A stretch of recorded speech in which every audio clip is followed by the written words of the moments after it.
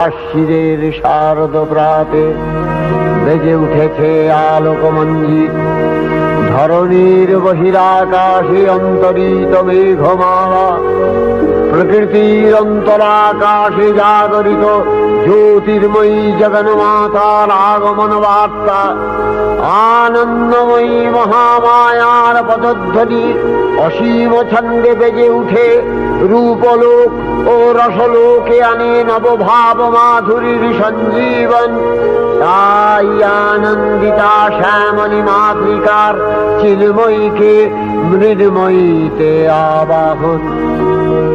আজ চিৎশক্তি রূপিণী বিশ্বজননীর শারদশ্রী বিমণ্ডিতা প্রতিমা মন্দিরে মন্দিরে ধ্যান বোধিতা।